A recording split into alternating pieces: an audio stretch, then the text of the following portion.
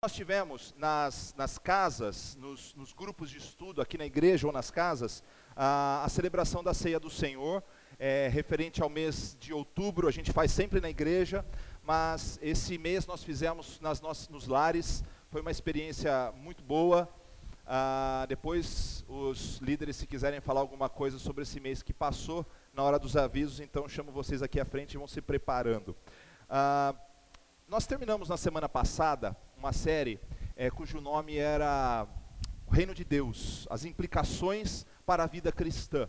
Então a consciência, como que a consciência do governo de Deus na história traz implicações para o nosso dia a dia. Como nós devemos então lidar com essa consciência.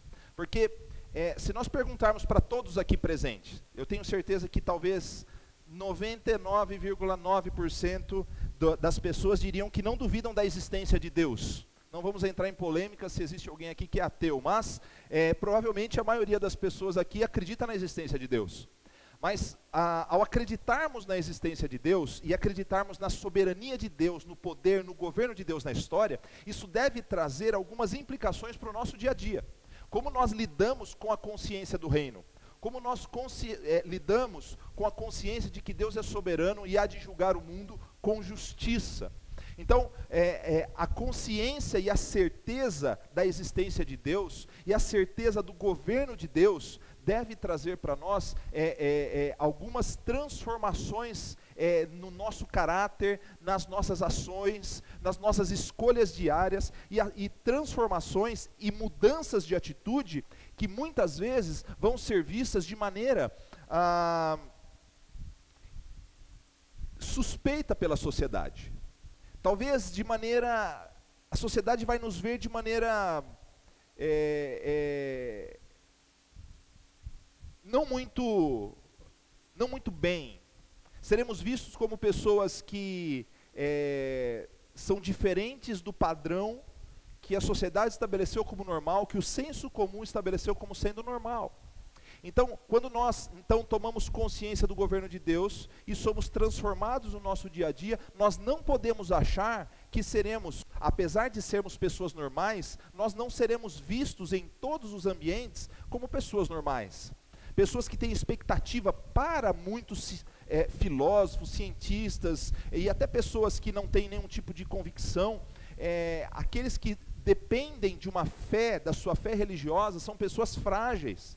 Pessoas que de alguma forma necessitam dessa dependência de Deus, porque não conseguem se desenvolver sem a existência de Deus. E de fato, aqueles que têm fé em Deus são frágeis, ou na verdade reconhecem a sua fraqueza, a sua falibilidade. Então todos aqueles que têm fé na existência de Deus têm que crer na soberania de Deus e entender que isso levará a transformações no nosso dia a dia. E uma das transformações que ocorre é a certeza de que nós temos a responsabilidade de proclamar esse Deus, que é soberano, que governa na história, que exerce domínio sobre o céu, o mar, sobre todas as coisas que existem e foram criadas, porque Ele é mesmo o próprio Criador.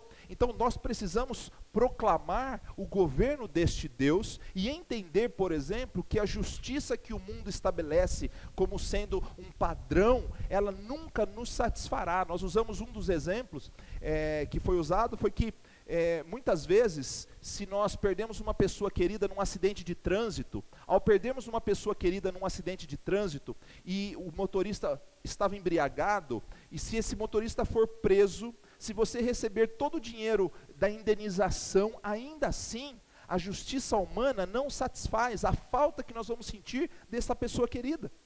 Então, nós precisamos entender que a justiça de Deus, ela é superior à justiça que nós podemos alcançar como seres humanos. Não estou dizendo que não se deve fazer justiça humanamente. Contudo, a justiça que Deus estabelece é uma justiça superior à nossa justiça, e vimos também que o reino de Deus nos traz a perspectiva da festa, da celebração.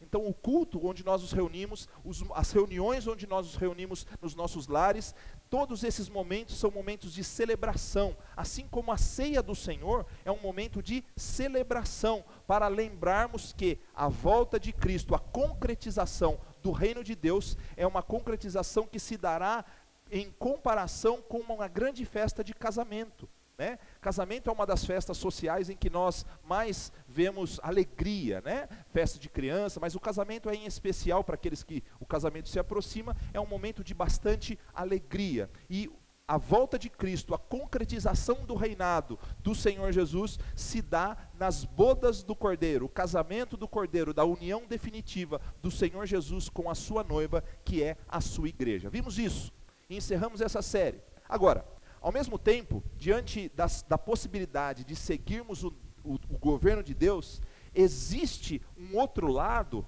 que nós vamos iniciar hoje falando, que seria, ao invés de seguirmos esse caminho sobremodo excelente do Senhor, existe a possibilidade de escolhermos caminhos que não correspondem à profissão de fé que nós fazemos em Cristo. Por quê? Dizer que acreditamos nele e dizer que reconhecemos a sua soberania não significa que nós agimos no nosso dia a dia em conformidade com esse plano perfeito de Deus. Muitas vezes as nossas ações negam as nossas afirmações. Então, na verdade eu diria para vocês, ontem tivemos uma palavra no grupo de jovens que o Rafael trouxe, e talvez o tema que ele escolheu falar seria um tema que daria para um ano inteiro de discussões, de como o crescimento evangélico, teoricamente, né, no ano de 2022, se eu não me engano, né, o Rafa? 2022, então teríamos uma média de 106 milhões de evangélicos, é esse o número? 106 milhões de evangélicos. E nós vemos a cada dia esse crescimento evangélico, e ao mesmo tempo, se cresce realmente o número de evangélicos, praticantes, por que não cresce o amor, a compaixão, na mesma medida? Por que não cresce as pessoas comprometidas com o reino de Deus? Então nós vemos que ele usou até a ideia de vestir a camisa, né? Tem muita gente que veste a camisa, mas não entrega o coração. Tem muita gente que ganha um nome de evangélico e parece que o nome de evangélico é suficiente para ela se achar uma pessoa salva em Cristo Jesus, remida pelo sangue do Cordeiro. E na verdade, a remissão não é numa camisa que se veste, mas num coração verdadeiramente transformado. Infelizmente, nós estamos escolhendo caminhos perigosos no nosso dia a dia. E nós vamos falar apenas sobre 3, hoje sobre um, semana que vem sobre outro, e na outra semana sobre outro caminho. Então, sobre 3 perspectivas, 3 situações, atitudes internas, mentais e diárias, e que nós tomamos e que muitas vezes prejudicam a nossa caminhada cristã, e são caminhos extremamente perigosos. Eu não sei se você gosta de altura, mas a imagem, geralmente no projetor não fica como no computador, mas imagine-se caminhando num trilho de trem, né, que ali parece um daqueles trilhos de trem, a uma altura muito grande, sem nenhum tipo de proteção. Todos nós diríamos, você deixaria seu filho caminhar por esse trilho? Sim? Não? Você caminharia por esse trilho? Ah, não, eu sou radical, eu adoro aventura. Imagine uma rajadinha de vento, né?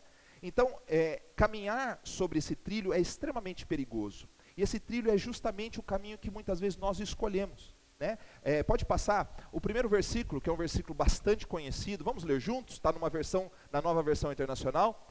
Há caminho que parece certo ao homem, mas ao final conduz à morte. Provérbios 14, 12. Então, muitas vezes nós escolhemos determinado caminho e achamos que este caminho vai nos levar a um fim proveitoso, e na verdade são caminhos perigosos, que nos levam à morte. A uma morte que, no sentido, em todos os seus sentidos, não somente física, mas uma morte espiritual, uma morte da nossa esperança. Quando você pensa, por exemplo, que a vingança é um caminho, eu preciso revidar uma agressão. A gente acha que o revide a uma agressão vai nos trazer paz. Mas nem sempre nós percebemos, antes de tomarmos uma atitude, que este caminho é um caminho perigoso. O caminho da vingança é um caminho perigoso. É comum nos dias atuais que as pessoas sejam incentivadas a seguir o seu coração. Né? A coisa mais linda que se vê na televisão, nos filmes, nas novelas, no dia a dia, é a gente, siga o seu coração. Você mesmo talvez já tenha dado um conselho como esse. Ah, você não sabe o que fazer? Ah, segue o seu coração. Seguir o coração pode ser um caminho perigoso. E nós vamos ver por quê. A palavra nos ensina que nem sempre os caminhos do coração são os caminhos mais confiáveis. Aliás, o coração, se nós avaliarmos coração, nós poderemos primeiro definir o que é seguir o coração. É o batimento, são as emoções, a vontade. Se a gente avaliar simplesmente como emoção e vontade, o coração pode ser o grande vilão da nossa história. Pois desprezar a razão e os valores do reino de Deus pode ser um grande equívoco. Seguir simplesmente o coração. Pense comigo. Uma pessoa que está prestes a cometer o adultério. Espero que não esteja ninguém nessa situação aqui. Então, uma pessoa que está prestes a cometer o adultério.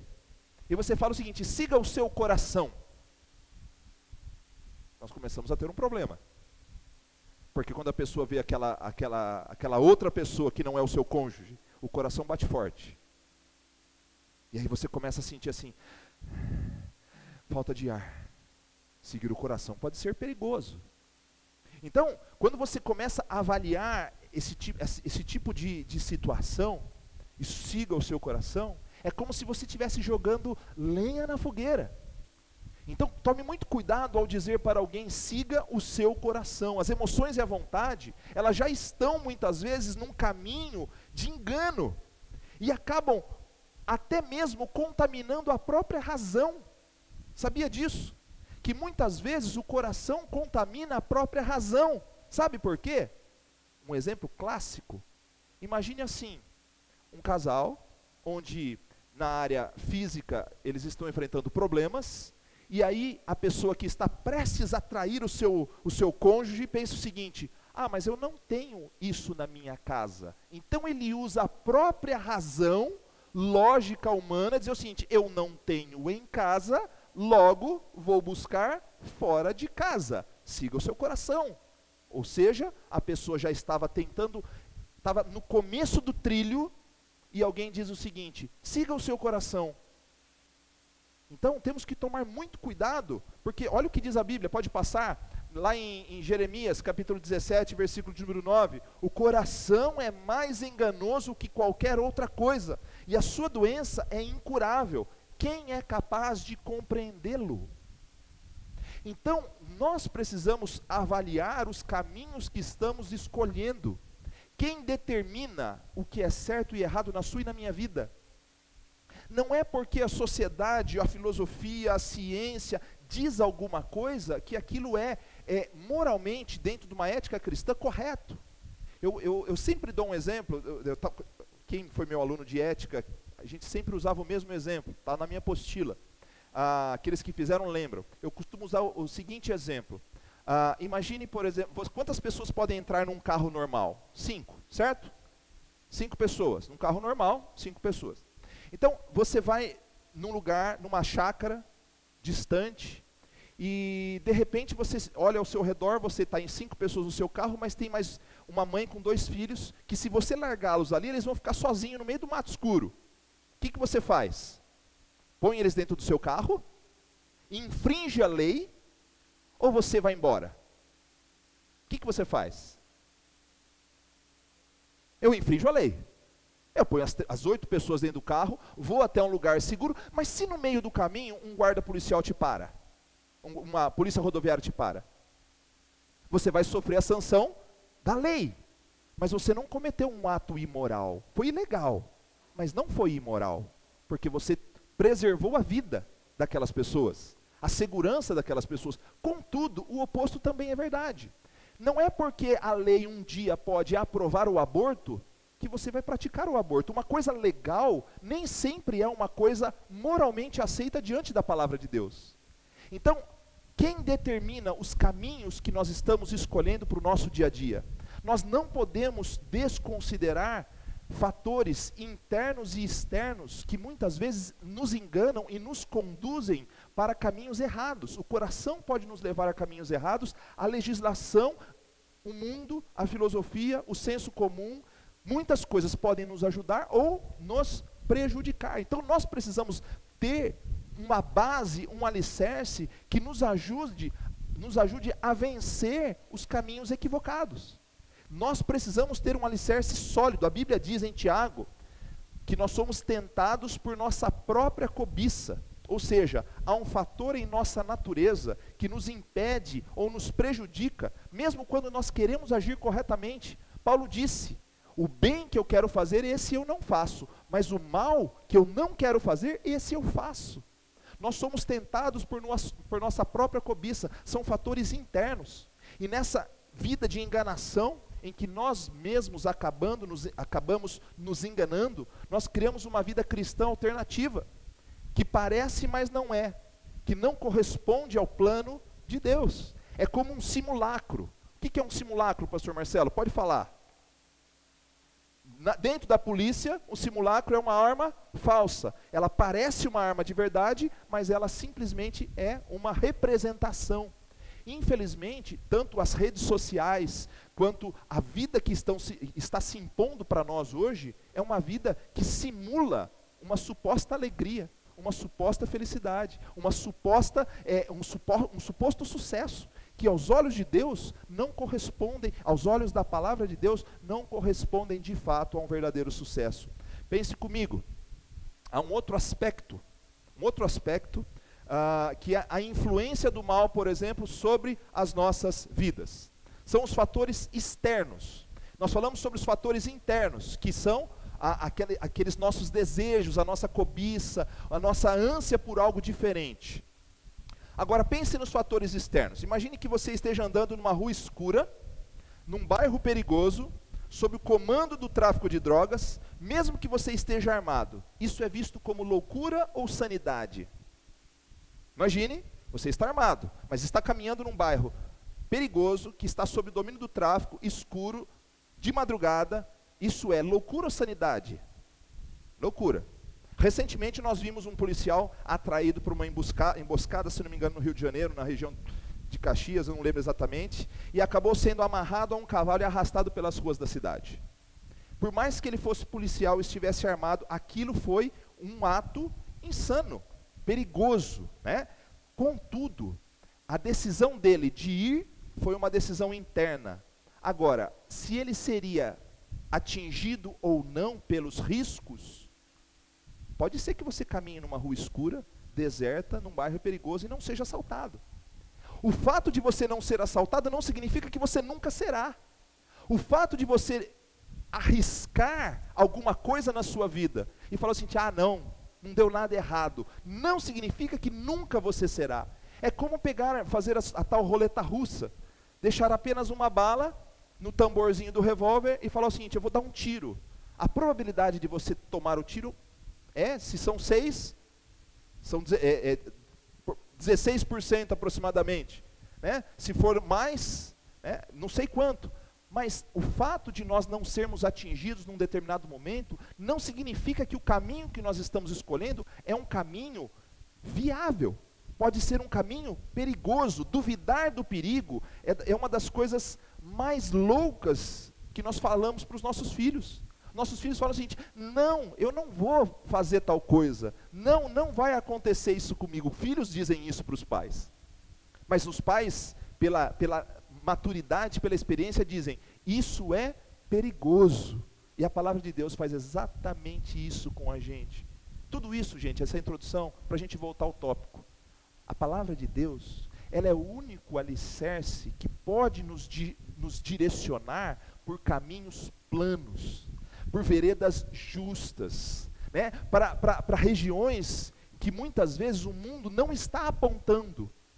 Não existe atalhos na palavra de Deus, existe um caminho, uma jornada a ser percorrida. Ela é a mais fácil? Com certeza não. Com certeza os caminhos que o Senhor estabelece não são os caminhos mais fáceis. Nós precisamos de para terminar essa introdução, 3 convicções. Pode passar. Primeira coisa que nós precisamos ter em mente, o mundo jaz no maligno. Ponto. Nós não podemos achar que este mundo, ele é inocente. Nós não podemos achar que a mente do mundo, o espírito do mundo é inocente, que quer sempre o nosso bem. Não podemos achar. Lógico, nós não vamos entrar numa guerra, né? Não vamos cair naquele momento de que tudo é o diabo. Não. Mas a gente tem que ter a consciência de que o mundo jaz no maligno. Segunda coisa, A Bíblia diz: estejam alertas e vigiem. O diabo, o inimigo de vocês, anda ao redor como um leão, rugindo e procurando a quem possa devorar. Além de saber que o mundo jaz no maligno, nós precisamos saber que o maligno não é simplesmente uma força, mas é uma personalidade, o diabo, que com os seus anjos anda em derredor como leão que ruge buscando a quem possa tragar. Essa é uma realidade que nós precisamos ter em mente. Ao tomarmos determinados caminhos, nós abrimos brechas para quê? Para que ele venha e atue de uma maneira que destrua muitas vezes a nossa vida, mas porque nós escolhemos. E a terceira coisa que nós precisamos ter em mente é o seguinte: é preciso resistir. O primeiro versículo de 1 João 5,8 diz: temos que ter a consciência, e a segunda parte diz: é preciso resistir. Resistam-lhe permanecendo firmes na fé, sabendo que os irmãos que vocês têm em todo o mundo estão passando pelos mesmos sofrimentos. Entre as maiores estratégias de Satanás, a gente acha que as maiores estratégias de Satanás são as possessões demoníacas e as aparições com chifres e tridentes na mão. Na verdade, essas não são as maiores estratégias de Satanás. Nós vamos ver no texto que nós vamos estudar hoje, de maneira bem simples, que é a tentação de Jesus, que uma das coisas principais que Satanás usa para a sua vida e para a minha vida é colocar em dúvida aquilo que nós estamos vivendo e acreditando. A dúvida é uma das mais perigosas armas, e aí não estou falando dúvida, nós vamos explicar não no sentido filosófico e natural, que a dúvida muitas vezes nos leva ao conhecimento. Contudo, a dúvida dos valores fundamentais da fé cristã pode desconstruir tudo aquilo que está sendo construído nas nossas vidas, e nós vamos falar um pouquinho sobre isso. O caminho da dúvida é um caminho perigoso. A dúvida não é em si algo mal, inclusive quando nós estamos falando até mesmo da nossa vida de fé. Se você tem dúvida quando Cristo voltar e nós formos morar com Ele, são ruas de ouro ou não são ruas de ouro, mas a Bíblia diz que são ruas de ouro. Mas a Bíblia usa uma linguagem para quê? Para mostrar para nós a grandeza do reino. Se vai ser rua mesmo de ouro, eu não sei. Pode ser que tem gente assim, mesmo se for ou se não for, se for diferente, eu só sei que vai ser muito maior do que nós conseguimos imaginar. Ruas de ouro é o seguinte: nós estamos tendo uma perspectiva do céu com aquilo que mais valioso tem para nós. As pedras preciosas, as ruas de ouro, apontam para a grandeza do que nossa mente consegue alcançar. Mas irmãos, a minha expectativa a respeito da volta de Cristo é que não se limita a ruas de ouro e a pedras preciosas, mas isso é o que a nossa mente consegue alcançar de valioso. Então é a isso que o Senhor compara o seu reino. Quando ele compara as bodas do Cordeiro, ele está falando de um evento magnífico. Agora você imagina que Jesus vai estar de fraque ou meio fraque, e a noiva somos nós vestidos de branco? Não. Mas é a grandeza do reino, é a grandeza da celebração. Então ter dúvida se é isso ou não é normal. Agora, o problema é duvidar do poder de Deus, duvidar da existência do mal, duvidar do amor que Deus tem por nós, e nós vamos falar sobre isso. Abra lá em Mateus capítulo 4, versos 1 a 11. Nós vamos ler Mateus capítulo 4, e vai ser bem dinâmico, irmãos. Nós vamos falar sobre vários pontos, mas bem rapidamente para você ir pegando. Se você quiser anotando, você vai anotando as dúvidas que você tem que tomar cuidado na sua vida cristã. Mateus 4, versos 1 a 11.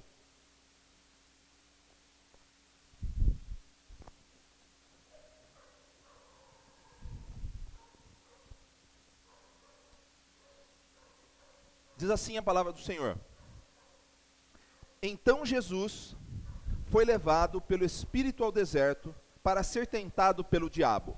Só vou dar uma explicação. Se você voltar um pouquinho, você vai ver que Jesus tinha acabado de ser batizado. Ele foi batizado, e quando ele é comissionado para o trabalho, a expressão então, ela faz uma ligação da narrativa do batismo, e primeira coisa que Jesus enfrenta é a sua tentação. Gente, isso é algo que muitas vezes nós não percebemos, mas se nós acreditamos que a Bíblia foi inspirada por Deus, e que essa sequência também foi inspirada por Deus, nos parece que o que o Senhor quer nos mostrar é que muitas vezes, diante do comissionamento, né, A primeira coisa que aparece pode ser a tentação. Então Jesus foi levado ao deserto para ser tentado. Depois de jejuar 40 dias e 40 noites, teve fome. O tentador aproximou-se dele e disse: se és filho de Deus, manda que essas pedras se transformem em pães. Jesus respondeu: está escrito, nem só de pão viverá o homem, mas de toda palavra que procede da boca de Deus. Então o diabo o levou à cidade santa, colocou-o na parte mais alta do templo e lhe disse: se és filho de Deus, joga-te daqui para baixo, pois está escrito, ele dará ordens a seus anjos a seu respeito, e com as mãos eles os segurarão, para que você não tropece em alguma pedra. Jesus lhe respondeu: também está escrito, não ponha à prova o Senhor, o seu Deus. Depois o diabo o levou a um monte muito alto, e mostrou-lhe todos os reinos do mundo e o seu esplendor, e disse-lhe: tudo isto te darei, se te prostrares e me adorares. Jesus lhe disse: retira-te, Satanás, pois está escrito, adore o Senhor o seu Deus, e só a ele preste culto. Então o diabo o deixou, e anjos vieram e o serviram. A primeira coisa que nós falamos, e que nós precisamos ter em mente, pode passar, Ju, é duvidar da existência do mal. A Bíblia não nos dá margens para duvidar da existência do mal. Agora, quando nós duvidamos da existência do mal, muitas vezes nós não duvidamos intelectualmente, mas nós duvidamos na prática. Nós sabemos que num bairro escuro, dominado pelo tráfico, caminhar de noite, sozinho, é um risco muito grande. Mas muitas vezes nós podemos fazer isso. Muitas vezes nós podemos fazer isso. Eu usei um exemplo uma vez aqui, e usei essa semana para alguém. A gente estava conversando que quando eu tinha 17 anos, eu dirigi na Regis Bittencourt, lá no Paraná, em Santa Catarina, especificamente. Estava dirigindo lá, sem habilitação, depois de ter tomado chopes e mais chopes, estava dirigindo de madrugada. Eu sabia dos riscos. Eu sabia dos riscos. E por que eu fiz aquilo? A pergunta é a seguinte: por que muitas vezes nós pagamos o preço de correr o risco? Então, nós duvidamos que o mal um dia vai acontecer com a gente. Nós brincamos com fogo e achamos que nunca aquilo vai acontecer com a gente. Então, irmãos, nós não podemos duvidar da existência do mal. Nós não podemos duvidar que o diabo, nosso adversário, anda em derredor da nossa vida. Não é só ao redor da vida dos outros. Ele anda em derredor como um leão que ruge buscando a quem possa tragar. Ele não existe categorização ali. Na vida de todos nós, não podemos duvidar da existência do mal. O texto mostra que Jesus foi levado ao deserto e ele foi tentado pelo diabo. Segunda coisa, nós não podemos duvidar que quando decidimos nos comprometer, nós seremos tentados. Outra coisa muito diferente, que muitas vezes do evangelho que tem sido pregado, é que falar que nós somos cristãos é algo maravilhoso. Agora, achar que a vida cristã, ela vai ser uma vida de alegria plena, a gente tem que desmembrar a palavra alegria. Alegria no sentido contentamento pela vida de Cristo em nós. A vida cristã é uma vida de alegria. Mas falar que a vida cristã é uma vida sem lutas, sem tribulações, sem perseguição, o próprio Jesus foi tentado. Irmãos, ele estava com fome.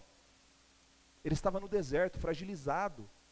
E às vezes, você mesmo talvez esteja passando hoje por um momento de fragilidade muito grande. E o que a gente quer num momento de fragilidade é conforto. E muitas vezes, é justamente nesse momento que a nossa fé é mais colocada à prova. É nesse momento que nós somos testados. E a gente fala o seguinte: mas será que Deus não está vendo? Está vendo tudo isso. Nós precisamos saber que ao decidirmos nos comprometer com o Senhor, a luta vai ser travada em alguma área da nossa vida. Pode ter certeza.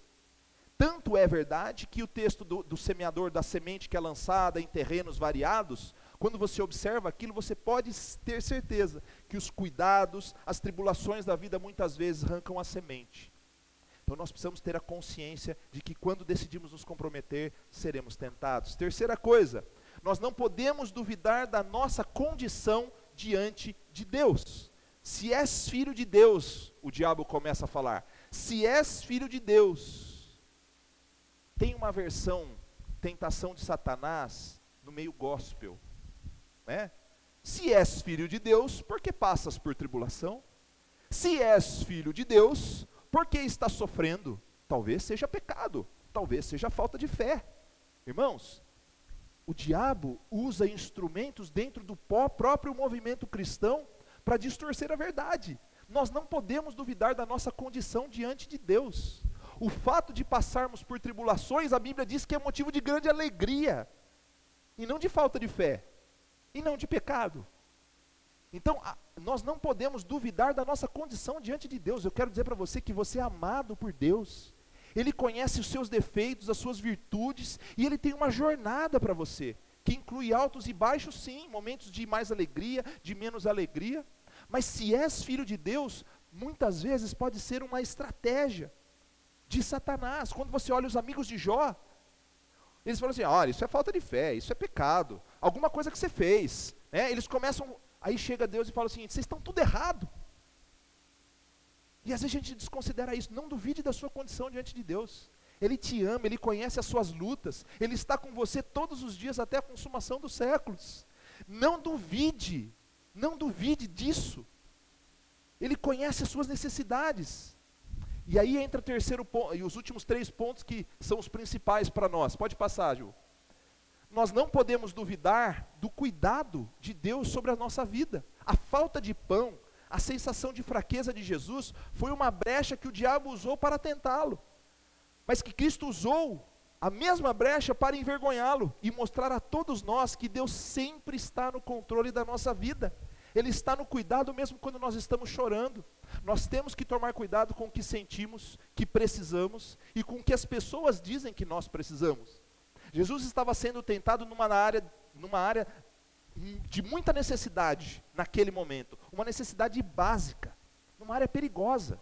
Quando nós somos tentados em áreas nevrálgicas da nossa vida, onde a dor nos abate, quando nós somos tentados, por exemplo, na questão da aceitação, de uma necessidade física, de uma necessidade emocional, quando numa guerra ou em meio a um terremoto, a fome abate um povo. A gente viu no Haiti recentemente, há alguns anos, quando aquele terremoto destrói ali as cidades ali no Haiti, o que as pessoas fizeram?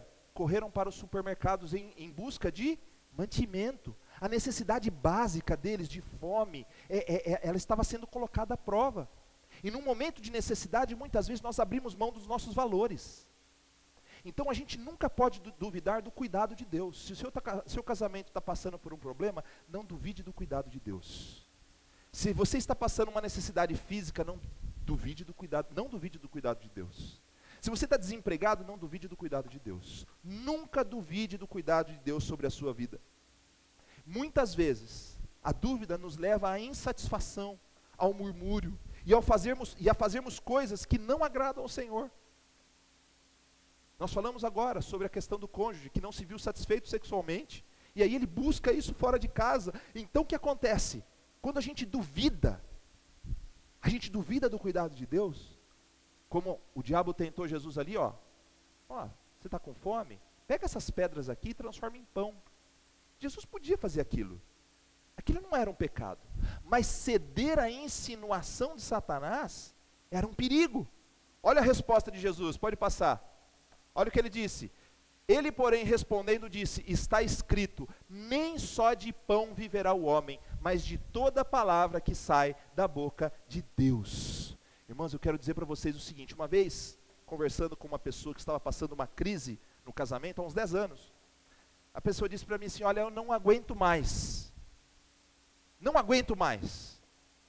Eu só disse o seguinte, aproveita este momento para se aproximar mais de Deus. Fica mais próxima dele. Sirva a Ele. Você não está sendo impedida disso. Sirva mais a Deus. Eu não quero, eu quero resolver o meu problema. Essa é a grande questão.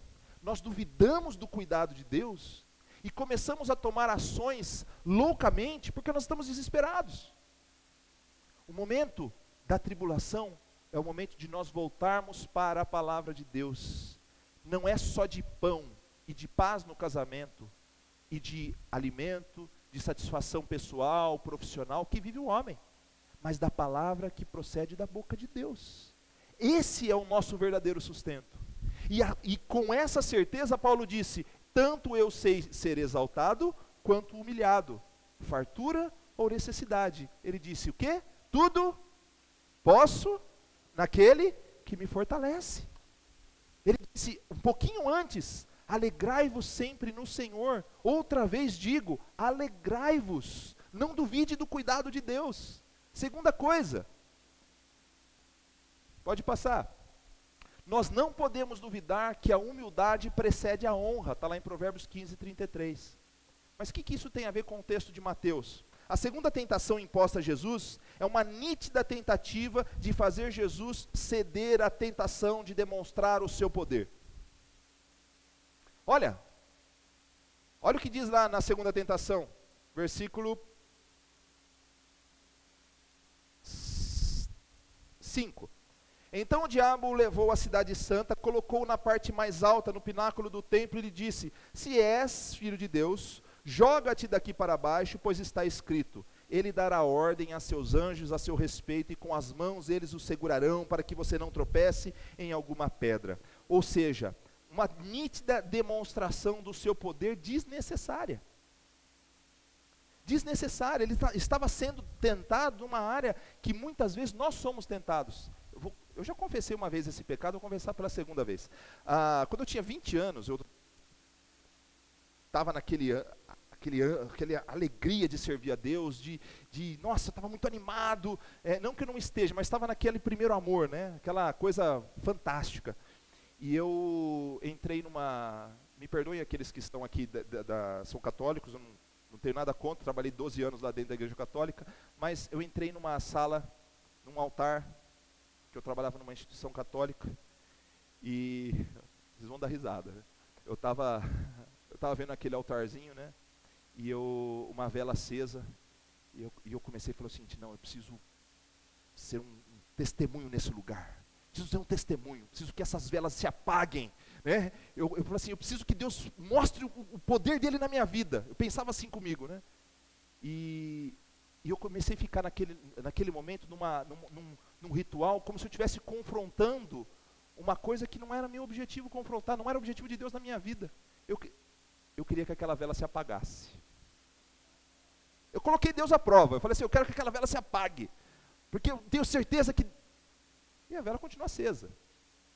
E eu fui embora frustrado, porque de alguma forma foi colocado na minha mente de que eu precisava, como pastor, futuro pastor e filho de Deus, demonstrar um poder que Deus não me chamou para exercer. Deus me chamou para cuidar dos desanimados, dos aflitos, dos cansados, dos sobrecarregados, para ensinar a palavra. Só que muitas vezes, dentro do próprio movimento, nós achamos que são as demonstrações de poder que nos fazem aceitos diante de Deus. Mas o que é poder? O que é poder diante da palavra de Deus? Se não visitar os enfermos, cuidar dos desanimados, né? E fazer-se pequeno e lavar os pés uns dos outros. O que é poder?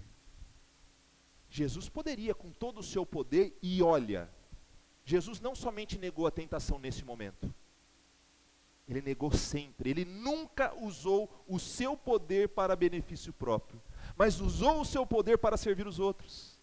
Ele não cedeu à tentação. Irmãos, a humildade precede a honra, e o orgulho precede a queda. Nós precisamos de humildade todos os dias da nossa vida. Não duvide. Olha o que Jesus respondeu. Pode passar. Disse-lhe Jesus: também está escrito: não tentarás o Senhor, o teu Deus. Jesus nunca precisou demonstrar o seu poder para ganhar o reconhecimento popular. Ele só usou o seu poder para servir a mim e a você, para que nós pudéssemos ter vida, e vida em abundância. E o último ponto: nós não podemos duvidar que o contentamento e a gratidão são melhores que o poder e o sucesso. nós temos grande dificuldade em aceitar que o sucesso é algo passageiro. Por mais que a gente creia intelectualmente nisso, por mais que a gente saiba que como os faraós não ressurgiram nos seus reinos novos com os tesouros que foram colocados nas suas tumbas, nós sabemos que eles morreram ali mesmo e que não levaram nada deste mundo, porque as tumbas contêm os seus tesouros ainda e as suas almas já voaram para longe. Seus corpos entraram em estado de putrefação.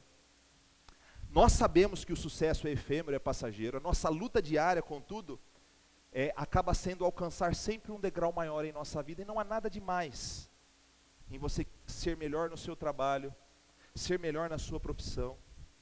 Mas nós somos levados a questionar até que ponto vale a pena isso ou aquilo.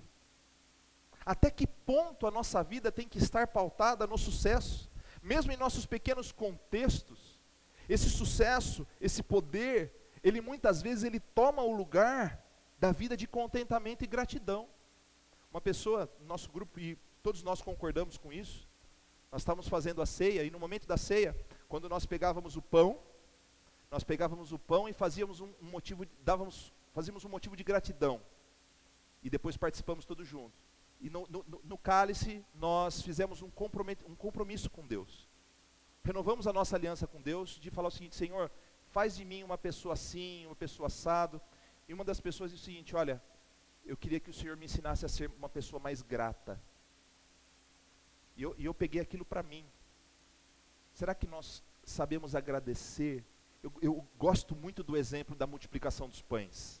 Quando você vê Jesus ali, eu não lembro onde que eu vi uma interpretação dessa passagem, mas quando eu olho para Jesus, Jesus olha, tem 5 pães e 2 peixinhos. E o que Jesus faz? Ele pega, agradece ao Pai. Quem não sabe agradecer, nunca vai ver a multiplicação de Deus. Quem não sabe ser contente por aquilo que tem, nunca vai entender a abundância que Deus tem preparado para aqueles que o amam. A Jesus foram oferecidos todos os reinos da terra, se ele prostrado adorasse ao tentador. Assim como nós somos tentados a ceder às pressões por ser e por ter. E ser e ter nos leva à idolatria de coisas e de pessoas. Idolatria nos afasta de Deus. Mas ser feliz pelo que se tem e querer bem a sua própria vida é a chave que Deus nos conduz. É a chave que nos leva, que nos conduz à certeza de que Deus nos sustenta. Nós precisamos aprender a ser feliz pelo que temos e pelo que somos. Nós precisamos a desenvolver uma vida, como Paulo disse, de contentamento.